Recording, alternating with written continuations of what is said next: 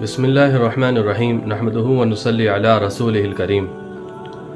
میرے بھائیوں، بزرگوں اور دوستوں، جب قریش حبشہ سے ناکام واپس آ گئے اور انہوں نے نجاشی کو دیکھا کہ کیسے نجاشی نے حضرت جعفر رضی اللہ عنہ اور ان کے ساتھیوں کا خوب اکرام کیا، اور ادھر حضرت حمزہ اور حضرت عمر رضی اللہ عنہما بھی مسلمان ہو گئے ہیں، اسلام لے کر کے آ گئے ہیں، اور روز بروز مسلمانوں کی تعداد بڑھتی ہی چلی جا رہی ہے، تو تمام قبائل قریش نے متفقہ طور پر یہ فیصلہ کیا، ایک تحریری معاہدہ لکھا کہ محمد اور بنو ہاشم اور ان کے تمام حامیوں کے ساتھ تمام قسم کے تعلقات ختم کر دیے جائیں، اور کوئی شخص بنو ہاشم سے نہ نکاح کرے اور نہ ان کے ساتھ کسی قسم کا کوئی میل جول رکھے جب تک کہ بنو ہاشم محمد صلی اللہ علیہ وسلم کو قتل کے لیے ہمارے حوالے نہ کر دیں۔ اسی مضمون کا ایک تحریر خانہ کعبہ کے اندر لکھ کر کے لٹکا دی منصور بن عکرمہ، جس نے اس ظالمانہ اور سفاکانہ عہد نامے کو لکھا تھا۔ اللہ نے اس کو تو اسی وقت اس کی سزا دے دی کہ اس کے ہاتھ کی انگلیاں شل ہو گئیں اور ہمیشہ کے لیے ہاتھ کتابت سے محروم ہو گیا۔ ابو طالب اپنے خاندان کو لے کر کے شعب ابی طالب میں جا کر کے رہنے لگے۔ مسلمانوں نے، کافروں نے، سب نے آپ کا ساتھ دیا۔ مسلمانوں نے تو دین کی وجہ سے آپ علیہ الصلوۃ والسلام کا ساتھ دیا، اور کافروں نے خاندانی اور نسبی تعلق کی وجہ سے آپ علیہ الصلوۃ والسلام کا ساتھ دیا۔ مسلسل 3 سال اسی تکلیف میں ان لوگوں نے گزارے، یہاں تک کہ بچوں کے بھوک سے بلبلانے کی آواز شعب ابی طالب کے باہر آتی تھی، اور جو سنگ دل تھے وہ تو یہ آوازیں سن سن کر کے خوش ہوتے تھے، لیکن جو لوگ رحم دل تھے ان لوگوں نے کہا کہ کیا تم کو نظر نہیں آتا کہ منصور بن عکرمہ پر کیا آفت آئی؟ 3 سال اسی مسلسل تکلیف میں ان لوگوں نے گزارے۔ 3 سال تک انہوں نے کیکر کے پتے کھا کر کے اپنی زندگیاں بسر کی۔ حضرت سعد بن وقاص رضی اللہ عنہ فرماتے ہیں کہ میں بھوکا تھا، ایک رات میرا پیر کسی تر چیز پر پڑا، میں نے اس کو اٹھا کر اپنی زبان پر رکھا اور اس کو نکل گیا، آج تک مجھے پتا نہیں چلا کہ وہ کیا چیز تھی۔ حضرت سعد بن وقاص رضی اللہ عنہ اپنا ایک اور واقعہ بیان فرماتے ہیں کہ ایک رات میں پیشاب کے لیے اٹھا اور چل دیا، راستے میں مجھے اونٹ کی کھال کا ایک سوکھا ہوا چمڑا ملا، میں نے اس کو خوب اچھے طریقے سے دھویا اور اس کو جلایا، اس کو کوٹ چھان کر کے اس کا صفوف بنایا اور اس کو پانی کے ساتھ پی لیا۔ 3 راتیں میں نے اسی سہارے سے بسر کی۔ نوبت یہاں تک پہنچ گئی تھی کہ مکہ میں اگر کوئی تجارتی قافلہ آتا تو ابو لہب اٹھتا اور لوگوں میں یہ اعلان کرتا کہ کوئی بھی تاجر محمد کے ساتھیوں کو کوئی بھی چیز عام قیمت پر نہ بیچے بلکہ مہنگی کر کے بیچے، اور اگر کسی کو کوئی نقصان یا خسارہ ہو تو میں اس کا ذمہ دار ہوں۔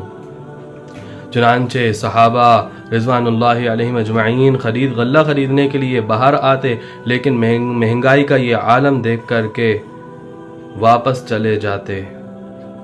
ایک طرف ظالموں کا یہ ظلم تھا اور دوسری طرف بھوک سے بچوں کا بلبلانا تھا۔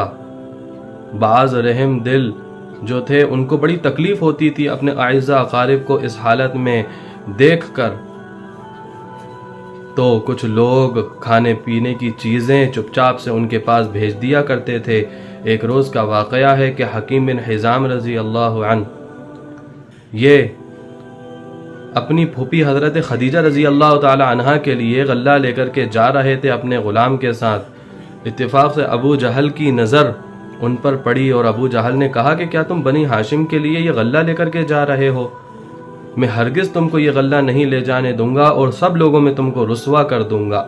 اتفاق سے ابو البختری سامنے سے آ گیا اور سارا واقعہ معلوم کر کے کہا کہ ایک شخص اپنی پھوپھی کے لیے غلہ لے کر کے جا رہا ہے تو تمہیں اس سے کیا تکلیف ہو رہی ہے؟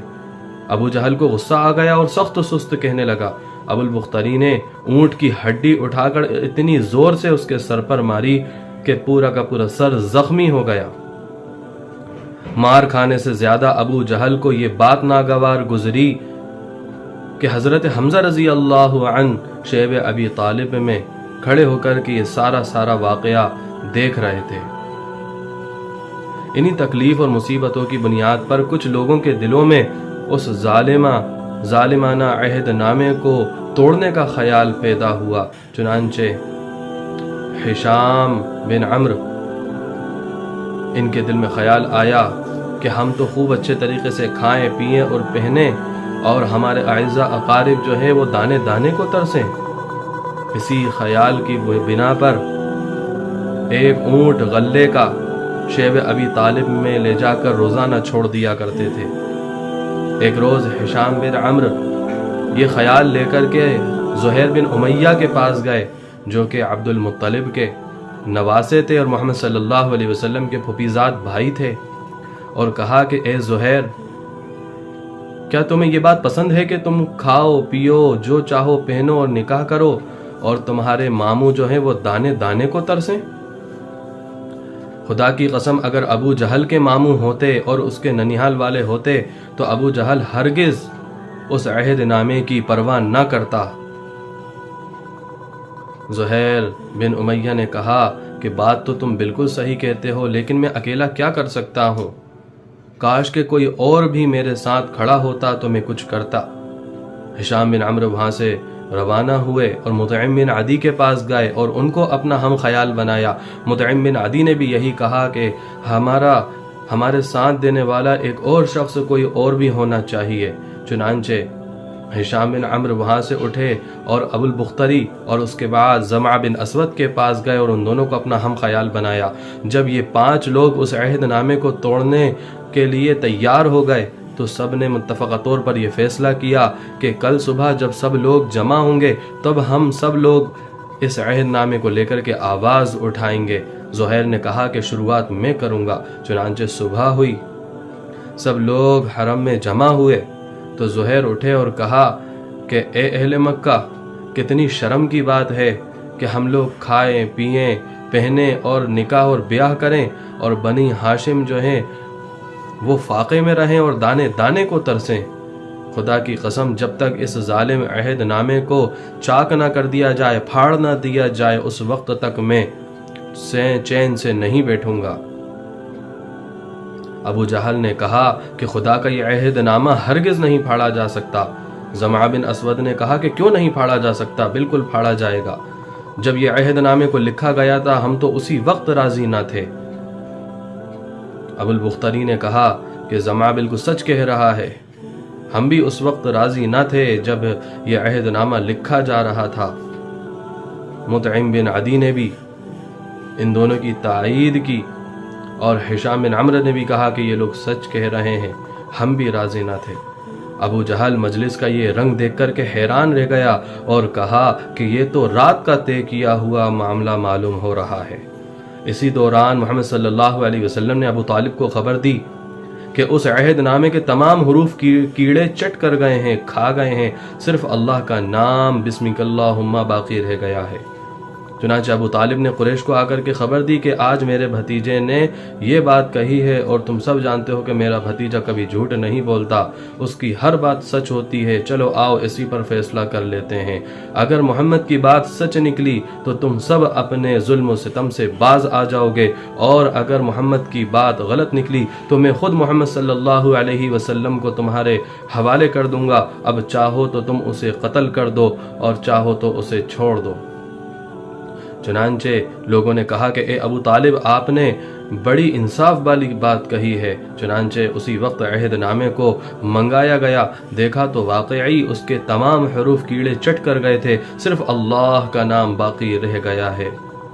یہ دیکھ کر سب لوگوں کی گردنیں شرمندگی سے جھک گئیں، سب کی گردنیں شرمندگی سے جھک گئیں، اور اس طرح اس ظالم عہد نامے کا خاتمہ ہوا 3 سال کی مسلسل مصیبتوں کو برداشت کرنے کے بعد ابو طالب اور ان کے خاندان، ان کے رفقا شیب ابی طالب سے باہر آئے اور حرم پہنچے اور خانہ کعبہ کا پردہ پکڑ کر کے ابو طالب اور ان کے رفقا نے دعا مانگی کہ اے اللہ، جن لوگوں نے ہماری قرابتوں کو ختم کیا، ہماری رشتہ داریوں کو ختم کیا، ہمارے اوپر ظلم کیا اور ہماری آبروؤں کو حلال سمجھا، تو ان سے ہمارا بدلہ ضرور لینا۔ اس طرح 3 سال کی مسلسل مصیبتوں کو برداشت کرنے کے بعد ہجرت سے 3 سال پہلے اس ظالم عہد نامے کا خاتمہ ہوا۔ وآخر دعوانا الحمدللہ رب العالمین۔